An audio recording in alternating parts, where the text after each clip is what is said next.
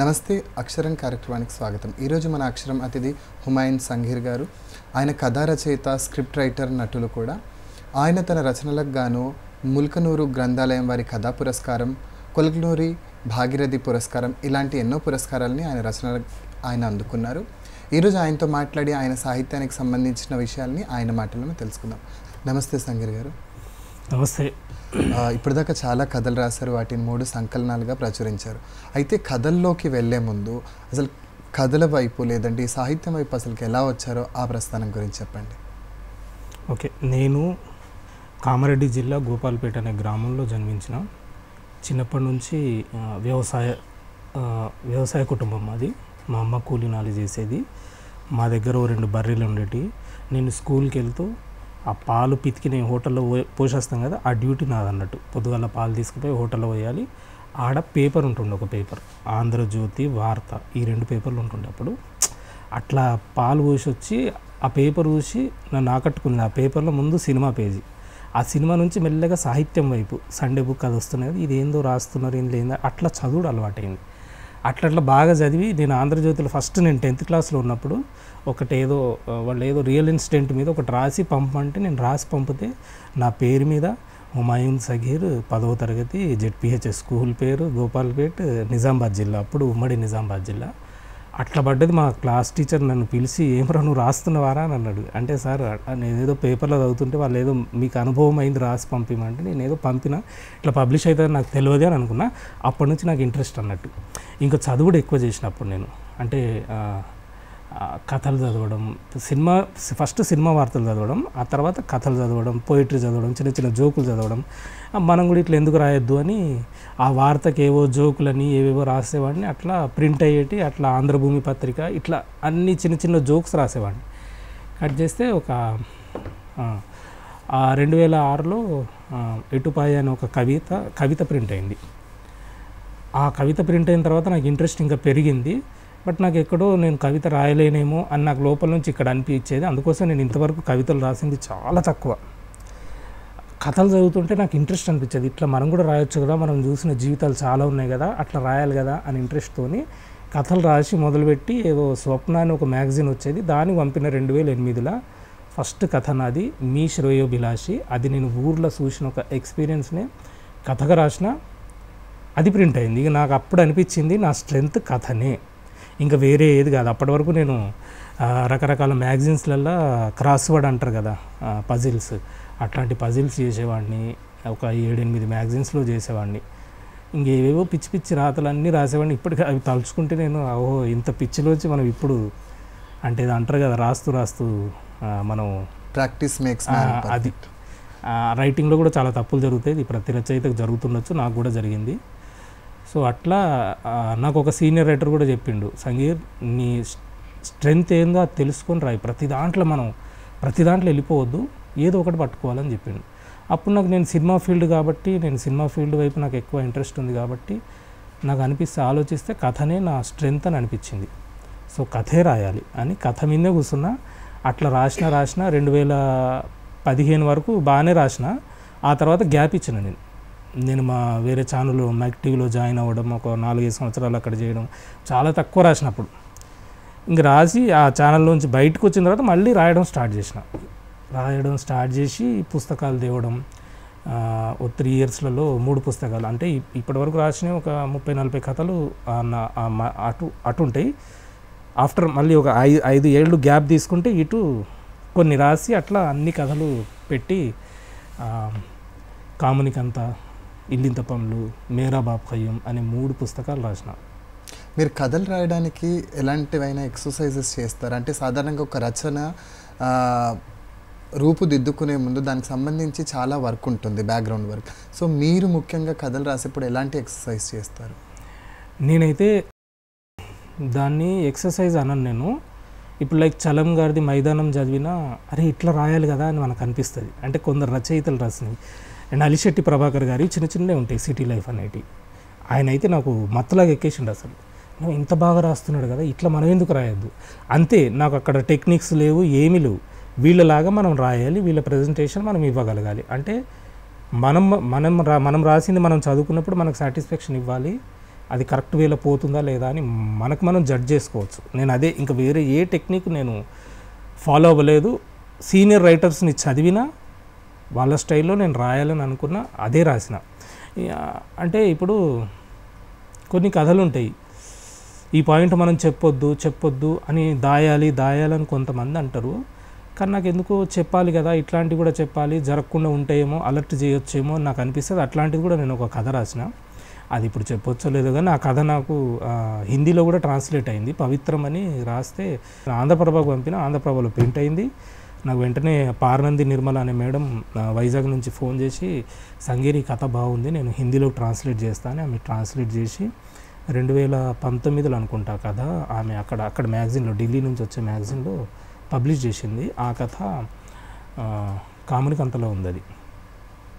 So ఇదే exercise అని ఏం లేదు, ఒక సామాజిక మనం గమనిస్తుంటాం ఊర్లో కానీ ఇప్పుడు మనం బతుకుతున్న చుట్టూ సమాజంలో ఒక అంశం ఉంటుంది, దీని మీద నేను కథ రాయగలగాలి అని అనిపిస్తుంది. దాన్ని ఎట్లా ప్రజెంట్ చేయాలి అంటే మనం సమాజాన్ని చెడగొట్టొద్దు, మెసేజ్ ఇవ్వగలగాలి, అదే మోటో. ఇంకంతకుమించి నేను వేరే ఏమీ ఫాలో కాను.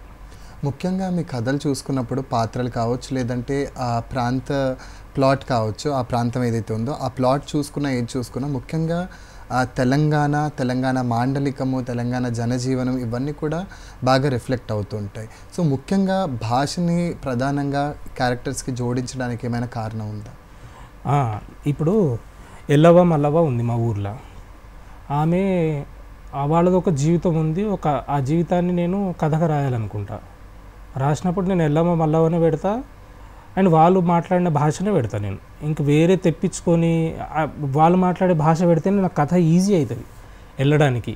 అంతేగాని వేరే భాషను తీసుకొచ్చి ఆమె స్టైల్గా మాట్లాడినట్టు పెడితే నాకు అది ముందటికి పోదు, కథలో అరే ఇది కాదు కదా, ఇది ఏంటంటారు ఒరిజినాలిటీ దెబ్బతింటుంది కదా, ఈ పాత్ర అంటే క్యారెక్టరైజేషన్ దెబ్బతింటుందేమో కదా.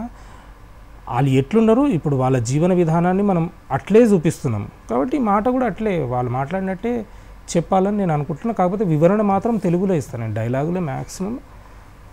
అంటే నేను ఆ జీవితాన్ని తీసుకున్నప్పుడు అది ఇప్పుడు గోపాల్పేట నాగరెడ్డిపేట మండలికి సంబంధించిన జీవితాల మీద నేను కథ రాస్తున్నప్పుడు అదే మాండలికం ఫాలో అవుతాను నేను, స్లాంగ్. ఇంకా వేరే డిస్ట్రిక్ట్ ఇప్పుడు నల్గొండ స్లాంగ్ మీద కూడా నేను రాసిన, అక్కడ కొంచెం డిఫరెంట్ ఉంటుంది స్లాంగ్. సో అది ఆ వేరియేషన్ చూపిస్తాను నేను పాత్రలో.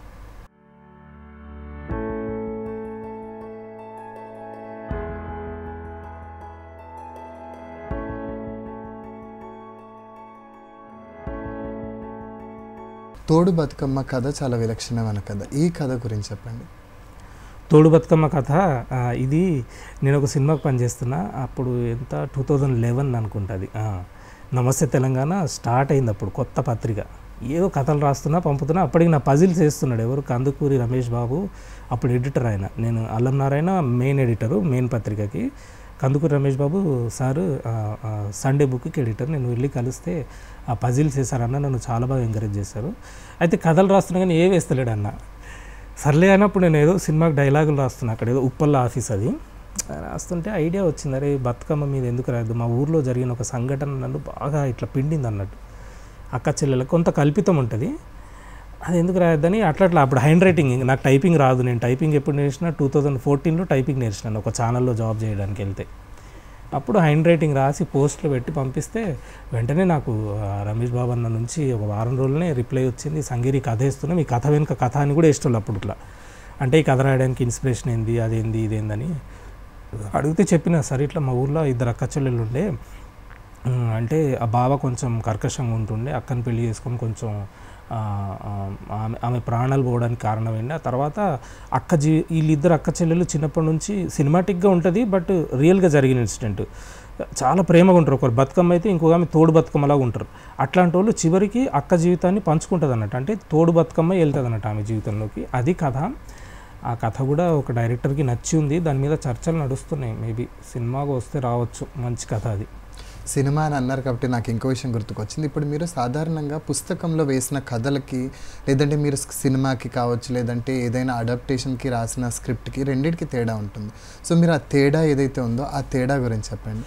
నేనైతే ఫస్ట్ ఏ కథ ఆలోచించినా, అరే ఇది షార్ట్ ఫిల్మ్ తీస్తే బాగుంటుంది కదా, ఇది సినిమా పాయింట్ అసలు అని అనుకునే రాస్తాను నేను కథ. నాకు ఫస్ట్ సినిమానే మెదులుతుంది. అండ్ ఇంకోటి ఏంటంటే ఇప్పుడు కథలు రిజిస్ట్రేషన్ చేసుకోవాలంటే మనకు ఫిలిం ఛాంబర్లో ఎక్కడో కార్డు కావాలి, దానికి ₹1,00,000 25,000 ఎంతో ఖర్చు పెట్టాలి. ఇప్పుడు మన దగ్గర కార్డు లేదు. ఆ కథ రిజిస్ట్రేషన్ కావాలనుకుంటే పబ్లిష్ అయితే చాలా, అది రిజిస్ట్రేషన్ అయినట్టే. దాంతో మనము రేపు ఏమైనా థెఫ్ట్ అయినా కానీ మనం కొట్లాడవచ్చు. నేను మ్యాక్సిమం అయితే నేను ఏ కథ అనుకున్నా ముందు ఇది సినిమానో షార్ట్ ఫిలిం లాగానే ఊహిస్తా, ముందు అనుకోనే దాన్ని పేపర్ మీద పెట్టి రాస్తా నేను. ఈ కథతో పాటు ఇంకో కథ కూడా చాలా ప్రత్యేకమైన కథ, చాలామంది మాట్లాడుకునే కథ హరాం కథ బ్యాక్గ్రౌండ్ గురించి చెప్పండి. హరాం కథ ఏంటంటే ఒక పల్లెటూరులో ఒక అతి సాంప్రదాయ మహిళ, ఇప్పుడు ఊళ్ళలో ఎట్లుంటుందంటే కూడుకు లేకపోతే కూలి పనులు చేయాల్సి వస్తుంది. అట్లాంటి వాళ్ళు కళ్ళు తాగుతారు. అది కొందరి కుటుంబాల్లో అది తప్పుగా వ్యవహరిస్తుంటారు.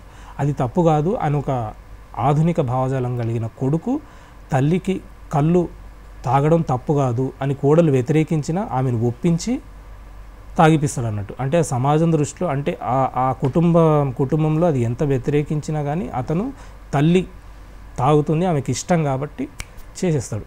అది ఆ కథ. అంటే ఏమంటారంటే రొటీన్గా సాగుతూ వస్తున్న ఒక మూస ధోరణి బద్దలు కొట్టడం అన్నట్టు ఆ కథ. ఒకలాంటి రెబలిజం. అయితే ఇబ్లీస్ అన్న కథ ఏదైతే ఉందో దీనికి సంబంధించి చాలామంది చాలా రకాలుగా మాట్లాడతారు. అండ్ ఈ కథ రావడానికి ప్రత్యేక కారణం ఏమైనా ఉందా? ఉంది. ఎందుకంటే ఇప్పుడు మనం మనుషులము ఈ సమాజంలో అందరం ఐక్యమత్యంగా ఉండాల్సిన అవసరం ఉంది. అయితే కొన్ని కారణాలు కావచ్చు, ఇంకేదో కావచ్చు, అవి మనుషుల మధ్య విభేదాలు తేవడానికి ప్రయత్నిస్తున్నాయేమో అనే కోణంలో మానవత్వాన్ని మనం ఎలుగెత్తి చాటి చెప్పే కథ అది కొందరికి నచ్చింది, నచ్చలేదు. విమర్శించే వాళ్ళు విమర్శించారు, పొగిడేవాళ్ళు పొగిడినరు. ఈ సంస్కరణ కావాలి సమాజంలో, ఇది మాట్లాడాల్సిన అంశం, ఇది జరగాలి అని అన్నవాళ్ళు ఉన్నారు, తిట్టిన వాళ్ళు కూడా ఉన్నారు. నేను పట్టించుకోలేదు. సో మనం రాయాలంతే. ఇప్పుడు తిట్టినవాడు ఉన్నాడంటే వాడికి ఎక్కడో ఇట్లా గుచ్చుకుంటేనే కదా మనల్ని తిట్టుంటాడు. సో ఆ గుచ్చుకోవడం ఏందో, అరే ఇది ఎందుకు గుచ్చుకుంది, నేను అంటే ఎక్కడో మనం ఏదో రాంగ్ ఉన్నట్టుంది కదా, ఏదో ఆలోచించాలి కదా, కొంచెం ఆలోచన కలిగితే అది బాగుంటుందనే ఉద్దేశంతోనే నేను ఆ కథ రాసి నేను చాలా సాటిస్ఫాక్షన్ అయినా. అది ముల్కనూరు సాహితీ పీఠం వారి నమస్తే తెలంగాణ కంబైన్డ్గా నిర్వహించిన కథల పోటీల్లో 2022లో ఫస్ట్ ప్రైజ్ కొట్టింది. 50,000 ఏమి ఇచ్చాను నాకు. ఆ కథకి మంచి పేరు తెచ్చింది, నన్ను ఒక స్థాయికి తీసుకెళ్ళింది ఆ కథ. ఇల్లింత పండ్లు అన్న పుస్తకంలోని కథ ఇది. అయితే ఈ పుస్తకం ఏదైతే ఉందో ఈ పుస్తకంలో ప్రత్యేకంగా ఈ శీర్షికతో కథ లేదు. అయితే ఈ పుస్తకానికి నేను అసలు వేరే పేరు అనుకున్నా. ఇది కలగురగంప పబ్లికేషన్స్ వాళ్ళు, కళ్యాణ్ సార్, శ్రీదేవి అక్క, వీళ్ళు వేసారు ఆ పుస్తకాన్ని. ఎస్పెషల్లీ నా కోసమే వాళ్ళు ఆ పబ్లిషింగ్ స్టార్ట్ చేసినట్టు అయ్యింది అది. సో ఏం పేరు పెడదాం అని ఆలోచిస్తున్నాం. కళ్యాణ్ సారు నేను ఆలోచిస్తున్నాం. ఇదైతే టైపింగ్ అయిపోతుంది, కరెక్షన్స్ అయిపోతున్నాయి, బొమ్మలకు కూడా ఏదో అవుతున్నాయి, ఏదో జరుగుతుంది. ఫైనల్గా ఏం పేరు పెడదాం అన్న కాడనే అయిపోతుంది. ఒకసారి కేతిలి అని వచ్చింది, ఇంకేదో వచ్చింది. తెలంగాణ పేరు పెట్టాలి, ప్లస్ కలగురగంపకు కొంచెం రిలేటెడ్గా ఉండాలని ఆలోచించి నాకు నైట్ వచ్చింది ఈ ఆలోచన. ఇల్లింత పండ్లు, ఇది బాగుంది, కలగురంపకు సెట్ అవుతుంది, మన కథలకు కూడా సెట్ అవుతుంది. ఇల్లింత పండ్లు అంటే పులుపు, ఒగరు, కొంచెం తీపి, ఇట్లా రకరకాల ఫ్లేవర్స్ ఉంటుంది ఆ పండు. అంటే ఆ పండ్లని ఒక్కొక్క గ్రామంలో ఒక్కొక్క రకంగా పిలుస్తారు. మా దగ్గర అయితే ఇల్లింత పండ్లు అంటారు దాన్ని. అది వచ్చింది ఆలోచన. నేను నైటే మెసేజ్ పెట్టేసిన 12 గంటలకు అనుకుంటా, సార్ ఇల్లింత పండ్లు పెడదాం మన పుస్తకానికి అనగానే ఆయన కూడా పొద్దున్నే 5 గంటలకు చూసినట్టున్నాడు. చూసి రైట్ సంగీత్, ఇది బాగుంది పేరు, పెట్టేద్దాం ఇదే అన్నాడు. ఇక బొమ్మల విషయంలో ఏంటంటే నాకు ఇల్లింత పండ్ల నుంచి ఒక కథ కూడా లేదు, కానీ కథలకు రిలేటెడ్ ప్లస్ కలగురగంపకు రిలేటెడ్ ఉంటుందని అట్లా పేరు పెట్టుడైంది. ఇంక వెంటనే ఆ బొమ్మల విషయంలో కొంచెం సెట్ కాక మళ్ళీ కళ్యాణ్ సారే అదంతా సెట్ చేసిండు అన్నట్టు. అంటే హంపి గారు వేశారు, కానీ బొమ్మలు అంటే ఒక బొమ్మ ఇది పర్టికులర్గా ఇది ముఖ చిత్రానికి పెట్టడం అనేది లేకుండా 3-4 బొమ్మల్ని క్లబ్ చేసి ఫైనల్గా కళ్యాణ్ సార్ సెట్ చేసిండు అది. ఆ పుస్తకం కూడా డాక్టర్ వేదగిరి రాంబాబు కథానిక పురస్కారం 2024లో వచ్చింది. కామునికంతకేమో కొలకలూరి భాగీరథి పురస్కారం 2023లో వచ్చింది.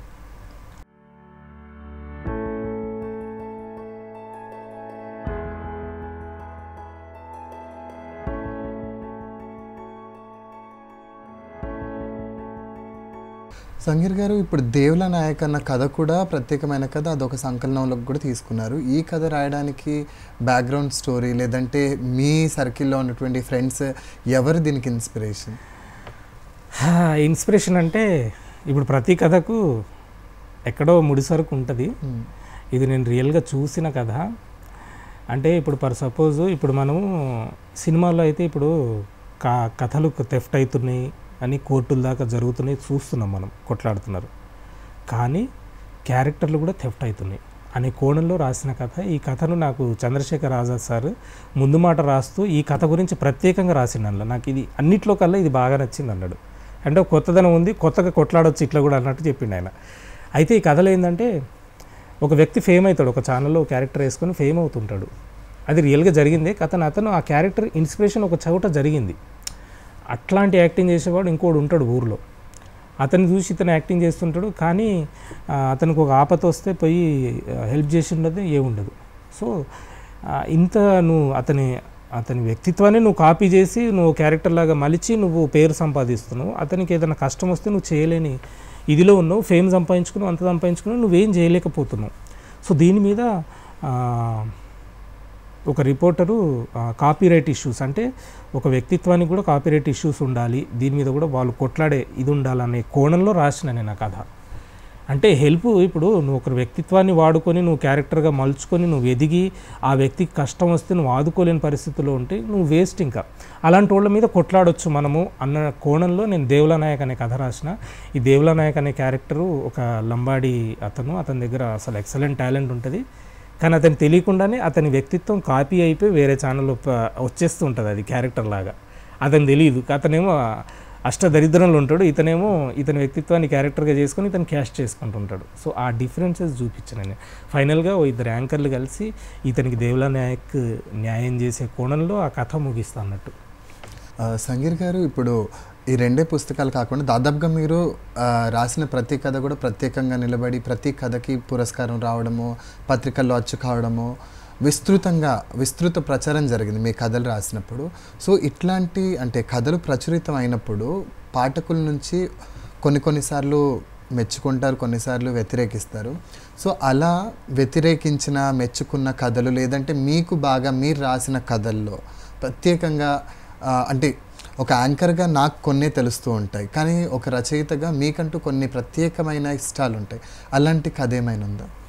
నాకు బాగా నచ్చిన కథలు అంటే నేను రాసిన కథల్లో ఫస్ట్ నాకు పవిత్ర నచ్చుతుంది. తర్వాత మీ శ్రేయోభిలాషి నా ఫస్ట్ కథ, మీ శ్రేయోభిలాషి నేను రాసిన ఫస్ట్ కథ, అది పవిత్రం, ఇబ్లీసు, హరాము, తర్వాత మేరా బాప్ ఖయ్యూమ్, ఈ దేవుల నాయక్, ఇంకొకటి దినార్ గాయం అనే కథ. అది సిరీస్గా కూడా చేస్తే బాగుంటుంది, మేబీ ఆ ప్రయత్నాలు జరుగుతున్నాయి. అది ఏంటంటే ఇప్పుడు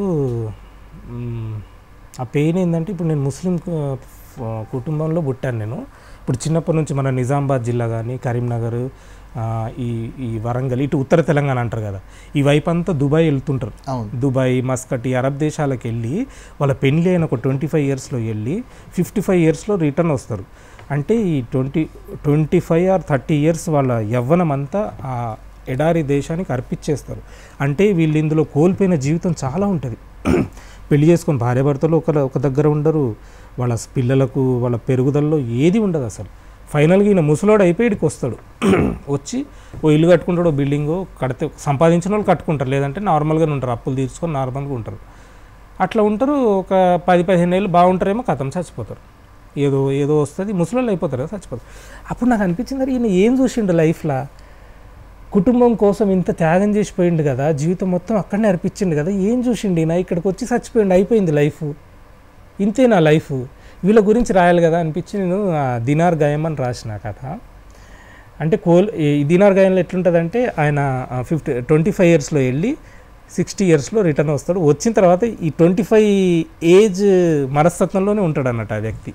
వచ్చిన తర్వాత భార్యతోని ఆ కోల్పోయిన జీవితానికి సంబంధించిన అన్ని మెమోరీస్ని రివైండ్ చేసుకుంటూ, మనం చార్మినార్ పోదాం అనుకున్నాం కదా, ఇద్దరం కలిసి పెళ్లి కాగానే అట్లా షాపింగ్ చేద్దాం అనుకున్నాం కదా, అది చేద్దాం ఇది చేద్దాం, మనం ఆ డేట్కి పోదాము, ఇంకేదో ఇద్దరు కలిసి ఏమేమి చేయాలనుకున్నారో అవన్నీ గుర్తు చేస్తుంటాడు. ఆమె ఏమంటుంది, నీకేమైనా పిచ్చా, మనం ముసలోళ్ళం అయిపోయినాం కదా, ఇంకా ఇప్పుడేంది మన పిల్లలే మనవరాలు పుట్టారే, అవన్నీ కాదే, ఏజ్ అయిపోతుంది, మన మనసు యవ్వనం ఉంది, చేద్దాం, నడు ఎంజాయ్ చేద్దాం మనం అన్నట్టు ఆయన చేస్తుంటాడు. అట్లా ఆ ఊర్లో కూడా ఆయన ఏజ్ మనుషుల్ని కూడా మోటివేట్ చేసుకుంటారే, అన్నీ కోల్పోయిన వాళ్ళ కొడుకులు కానోళ్ళు ఉంటారు, నీకేం శాతనైతే నడువు నువ్వు అన్నట్టు ఇట్లా ముసలోళ్ళని చీదరించుకుంటారు కదా, వాళ్ళల్లో కూడా ఈ వ్యక్తి వెళ్ళి ఆత్మవిశ్వాసం నింపి, అరే మనందరం కలిసి ఏం కోల్పోయినట్టు ఏముండొద్దురా, ఇంకేదో చేద్దామన్నట్టు ఉండాలన్నట్టు నింపి ఒక హెల్దీ వాతావరణాన్ని క్రియేట్ చేస్తారు ఆ ఊర్లో.